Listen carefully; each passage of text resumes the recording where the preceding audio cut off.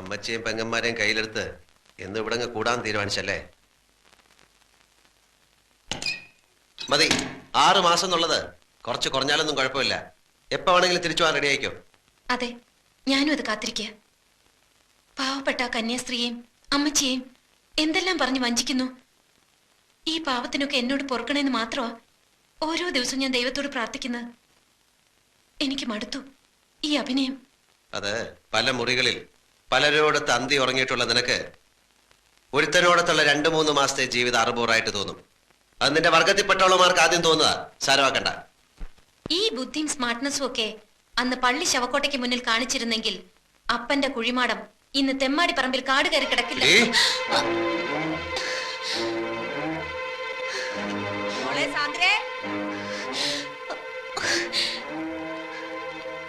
എനിക്കറിയാം ഇക്കാര്യം പറഞ്ഞാൽ നിങ്ങൾക്ക് ഉത്തരം മുട്ടുമെന്ന്. നിങ്ങളൊന്ന് തോൽക്കുന്നത് കാണാൻ വേണ്ടി മാത്രം പറഞ്ഞതാ. മഹത്തായ വിജയങ്ങൾക്കിടയിൽ ചെറിയ ചെറിയ ചില തോൽവികൾ നല്ലതാ.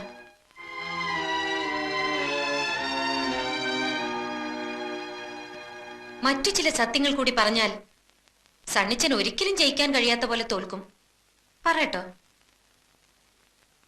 സാധാരണ ഇത്തരം കാര്യങ്ങൾ പറയുമ്പോ സന്തോഷം കൊണ്ട് ഭാര്യ എടുത്തു പൊക്കുകയും ഉമ്മ വയ്ക്കുകയൊക്കെയാണ് പതിവ്.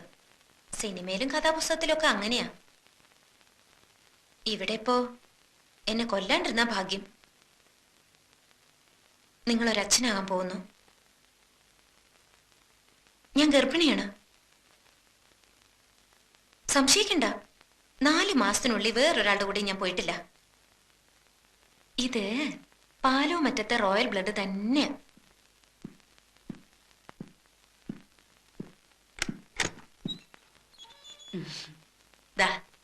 ദേ മോളെ, ഇനി പടികൾ കയറുന്നതും ഇറങ്ങുന്നതും ഒക്കെ സൂക്ഷിച്ചു വേണം. ഇനി അവന് കാപ്പിയും ചായയൊക്കെ വേണമെങ്കിൽ രമണി കൊണ്ട് കൊടുക്കും.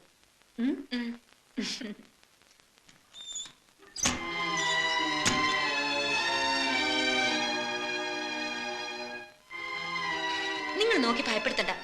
അമ്മച്ചിയോട് ഞാൻ പറഞ്ഞതല്ല. 4-5 പെൺകുട്ടികളെ പ്രസവിച്ച് വളർത്തി വലുതാക്കിയ അമ്മച്ചിക്ക് പറഞ്ഞറിയിക്കാണ്ട് തന്നെ അറിയാം ഇതൊക്കെ. എന്തിനുള്ള പുറപ്പാടാ നീ? സാധാരണ പെൺകുട്ടികളെ പോലെ തന്നെ 10 മാസം ഗർഭം ചുമക്കും, പിന്നെ പ്രസവിക്കും. ആ കുട്ടിയെ ഞാൻ വളർത്തും. വളർന്നു വലുതാവുമ്പോ നിങ്ങളുടെ ആ കാർ ആക്സിഡന്റ് കഥ പറയും.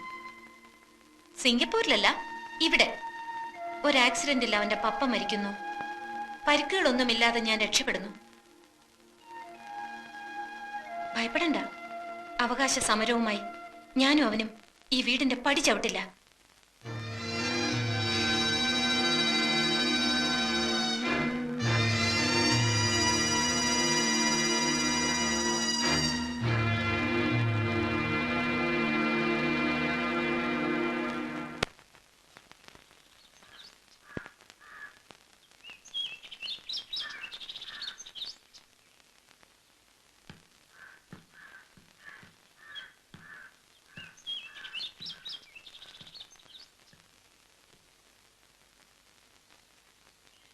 സണ്ണിച്ച, നീ ഉച്ച കഴിഞ്ഞ് വല്ലയിടത്തും പോകുന്നുണ്ടോ? സാന്ദ്രമോളെ ആ സുഷമ ഡോക്ടറെ കൊണ്ടൊന്ന് കാണിക്കണം. അവിടെ മതി. പാലായ്ക്ക് കൊണ്ടുപോയാ പിന്നീടുള്ള പോക്കുവരെ ബുദ്ധിമുട്ടാവും. ഇനി എല്ലാ മാസവും പോണല്ലോ. മോളോട് ഒരുങ്ങിക്കൊള്ളാൻ പറ. നീയും കൂടി വരുന്നെങ്കി വാ. ഞങ്ങൾ പൊയ്ക്കോളാം. അമ്മച്ചി വരണ്ട. എനിക്ക് ടൗണിൽ പോയിട്ട് കുറച്ച് കാര്യങ്ങളുണ്ട്.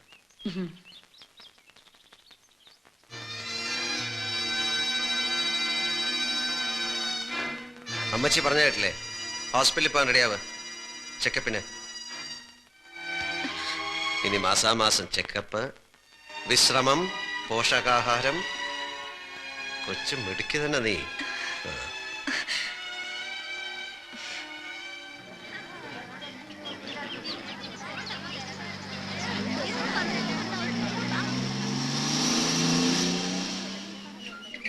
അല്ല ഡോക്ടർ, കുറച്ചുകൂടെ കഴിഞ്ഞു മതി എന്നാണ് ഞങ്ങളുടെ തീരുമാനം.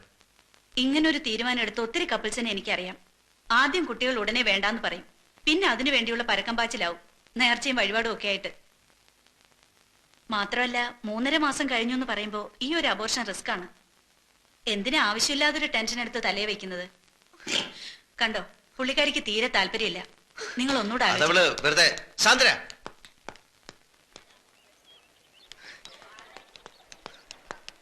ചന്ദ്ര, ആദ്യമേ എനിക്ക് തോന്നി ഇതിലെന്തോ ചതിയുണ്ടെന്ന്.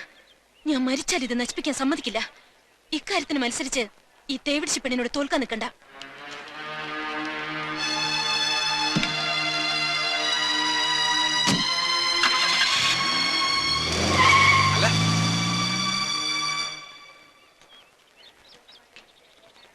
ആ നാൻസി, എന്താ ഇവിടെ? എന്തു പറ്റിയത്? പടിയിറങ്ങിയപ്പോ അല്ല വാതിലിൽ തട്ടി വീണതാ. അതൊന്നുമല്ല. എന്താ ഉണ്ടായത്? സത്യം പറ.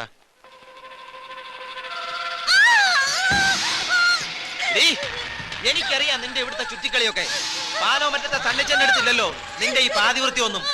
മിണ്ടി പോവരുത്, ചവിട്ടി കൊന്നുകളയും ഞാൻ.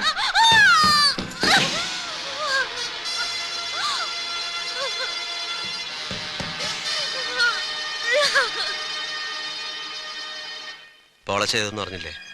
പൊളച്ചും വീട്ടിലില്ല, വെള്ളം കണ്ണിക്ക് പോയിരിക്കുക. അന്ന് സണ്ണിച്ചാന്റെ കല്യാണത്തിന് കൊയറ് പാടാൻ വന്നപ്പോ മുതൽ ഒന്നും അറിയാത്ത എന്നെ സണ്ണിച്ചാനും ചേർത്ത് ഓരോന്നൊക്കെ പറഞ്ഞുണ്ടാക്കും. അത് പറഞ്ഞ് പേടിപ്പിച്ച് നാളെ എനിക്ക് എന്തെങ്കിലും സംഭവിച്ച സത്യം അറിയാവുന്ന ആരെങ്കിലും ഉണ്ടാവണല്ലോ.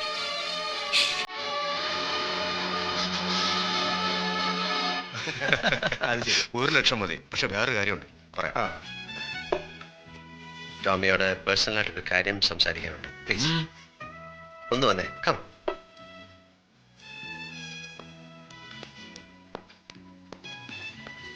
അനാവശ്യമായി ആവശ്യമില്ലാത്തടത്ത് എൻ്റെ പേര് വലിച്ചയക്കും. മനസ്സിലാവുന്നില്ലേ? തൊട്ടിത്തരം കാണിക്കുന്നതിലും ഒരു മാനേഴ്സും പ്രിൻസിപ്പലും ഒക്കെ വേണം. അറ്റ്ലീസ്റ്റ് വീടിനകത്തെങ്കിലും അമ്മയും പെങ്ങന്മാരെയും തിരിച്ചറിയാനുള്ള വകതിരിവ് അത് വേണം. ആ ബോധം. അതിനി നിന്റെ വീട്ടിൽ പെങ്ങന്മാരൊന്നുമില്ലല്ലോ. ഒരുത്തി മടത്തി ചേർന്ന്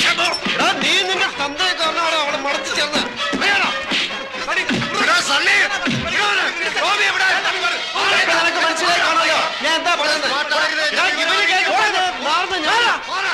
പുല്ലാങ്കുന്നേലെയാണ് വായ തൂങ്ങി നീ കുറെ കളി കളിച്ചു. ഇനി ഇന്ന് മുതൽ ഞങ്ങൾ കളിക്കാൻ പോവാ. നിനക്ക് എന്താണ് ചെയ്യാണെന്ന് വെച്ചാൽ ചെയ്തോ. യോമാനെ തൊട്ടാൽ നമ്മുടെ കൈ നാറും. എങ്ങനെയായിരുന്നു എന്റെ പെർഫോമൻസ്? കുറച്ച് നാളായിട്ട് യോമാർക്കിട്ട് ഒരു കൊട്ടു കൊടുക്കണമെന്ന് വിചാരിച്ചിരിക്കായിരുന്നു. യോമാനെ നമുക്ക് ഡീലേ സണിച്ചാ കാണിച്ചു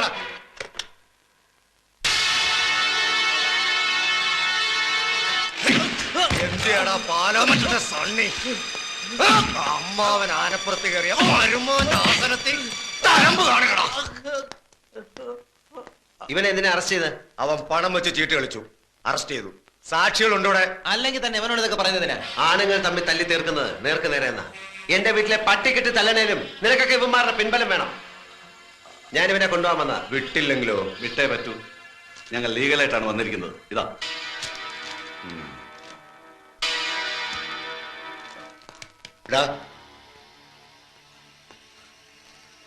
ഇതേ ലോക്കപ്പിൽ നീ വീണ്ടും വരും. എന്റെ ദേഹത്ത് കാക്കിയുണ്ടെങ്കിൽ അപ്പൊ കാണാം. അന്ന് നീ തല്ലിയ ഉടുതുണിക്ക് മറുതുണിയില്ലാത്ത ദരിദ്രവാസി സണ്ണിയല്ല ഞാൻ. ഇന്നെനിക്ക് എന്തൊക്കെ ചെയ്യാൻ കഴിയുന്ന നിനക്ക് സ്വപ്നം പോലും കാണാൻ പറ്റില്ല. അതുകൊണ്ട് കാണാം.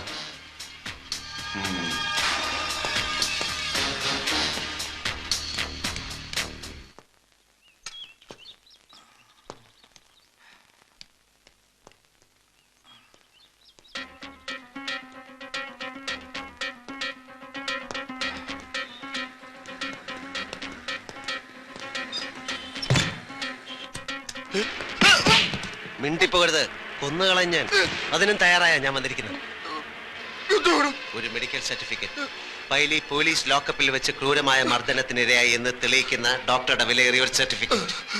നീ അവന്റെ രോഗവിവരം ഇവിടുത്തെ രജിസ്റ്ററിൽ എങ്ങനെ എഴുതുമെന്ന് എനിക്കറിയാം. ബാത്റൂമിൽ വീണെന്നോ അല്ലെങ്കിൽ മറ്റേ ലോറി ഇടിച്ചെന്നോ കള്ളക്കഥ ചമയ്ക്കാനും കള്ള പോസ്റ്റ്മോർട്ടം സർട്ടിഫിക്കറ്റ് കൊടുക്കാനും നീ സമർത്ഥനാണെന്ന് അന്ന് വർഷങ്ങൾക്ക് മുമ്പ് എന്റെ അപ്പന്റെ കാര്യത്തിൽ തെളിയിച്ചത്. അതുകൊണ്ട് തന്നെയാണോ മറ്റൊരു ആശുപത്രിയിലും കൊണ്ടുപോകാതെ പൈലെ ഇവിടെ തന്നെ ഞാൻ കൊണ്ടുവന്നത്. എഴുതടാ, എഴുത്, എഴുത്.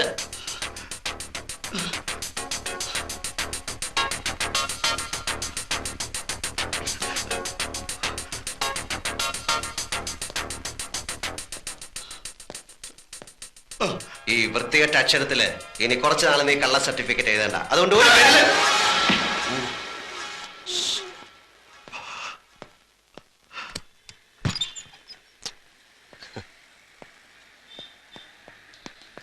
വക്കീൽ സാറേ, എന്ത് ഒഫൻസ് ആയാലും ഈ മെഡിക്കൽ സർട്ടിഫിക്കറ്റ് വെച്ച് CI ദാമോദരൻ നായരെ ഒരു ദിവസത്തേക്ക് സസ്പെൻഡ് ചെയ്യിക്കാൻ സാറിന് പറ്റുമോ? നമ്മൾ ഒന്നുകൂടി പ്രിപ്പയർഡ് ആയിട്ട് മൂവ് ചെയ്താൽ ഇനി ഒരിക്കലും അയാൾ സർവീസിലേക്ക് വരാത്തുള്ള ജഡ്ജ്മെന്റ് നമുക്ക് ഒരു ദിവസമെങ്കിൽ ഒരു ദിവസം. അവന്റെ തൊപ്പിയൊന്ന് ഊരി തന്നാൽ പിന്നെ ഒരിക്കലും അവൻ സർവീസിൽ വരാത്ത കാര്യം ഞാൻ ഏറ്റു. എന്ത് വില കൊടുത്തായാലും സാർ അവനെ ഒരു ദിവസത്തേക്ക് എനിക്ക് സസ്പെൻഡ് ചെയ്ത് തരണം. ശരി, ഓക്കെ. ഓക്കെ. എണ്ണ നന്നായി താന്നിട്ടേ കുളിക്കാവൂ. തല തണുക്കണം.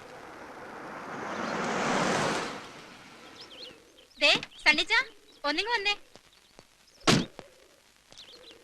നിന്റെ കെട്ടിയോട് വ്യാക്കൂണ് തീർക്കാൻ എന്റെ മാപ്പിള എത്ര ലിറ്റർ പെട്രോളാ കത്തിച്ചെന്നറിയാമോ? അതെന്തിനാ ചേച്ചി? ഇന്നലെ പാതിരാത്രിക്ക് സാന്ദ്രയ്ക്ക് പച്ചമാങ്ങ തിന്നണമെന്ന് അമ്മച്ചി വിളിച്ചു പറഞ്ഞു. ഈ സീസണിൽ പച്ചമാങ്ങയ്ക്ക് എവിടെ പോവാനാ? പിന്നെ എന്റെ കെട്ടിയോൻ കട്ടപ്പനലോ കുമിളിലോ പോയി പൊന്നും വില കൊടുത്ത് വാങ്ങിയതാ ഇത്. അത് പോട്ടെ, എന്റെ ഏലിക്കുട്ടി ചേച്ചി, അമ്മച്ചി എന്നെ ഏൽപ്പിച്ചിരിക്കുന്നത് എന്താണെന്നോ? എനിക്ക് ടിന്റുമോളെ വയറ്റിലുണ്ടായിരുന്നപ്പോ തന്ന ഒരു ലേഹിയില്ലേ, എന്താടി അതിന്റെ പേര്? കർത്താവേ, അതോ? സാന്ദ്രേ, കഴിക്കല്ലേ. അതാലോചിക്കുമ്പോൾ എനിക്ക് ഛർദിക്കാൻ വരുവാ.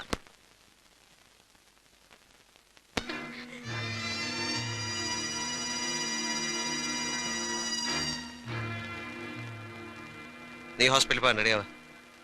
പോണം. എന്നെ നിങ്ങളിപ്പോ ഭയക്കുന്നുണ്ടല്ലേ? ഹോസ്പിറ്റലിൽ പോണെന്ന് എന്തവകാശത്തിലാ പറയുന്നത്? 2 മാസം കൂടെയല്ലേ ബാക്കിയുള്ളൂ. അതുവരെ ഒന്നിനും ഇതൊരു തടസ്സമാവില്ല. 7ാം മാസം വരെ സെക്ഷൽ റിലേഷന് പ്രഗ്നൻസി ഒരു പ്രശ്നമാവില്ല എന്ന് ഇവിടെ ഒരു മാഗസിനിൽ വായിച്ചു. ആദ്യ കുർബാന കൈകൊണ്ടിട്ടുള്ള സത്യക്രിസ്ത്യാനികള് അബോഷനെ കുറിച്ച് ചിന്തിക്കുന്ന പോലും മഹാപാവാ. ആ പിന്നെ അയ്യർ സാർ വിളിച്ചിരുന്നു. സണ്ണിച്ച വന്ന് അങ്ങോട്ട് വിളിക്കാൻ പറഞ്ഞു.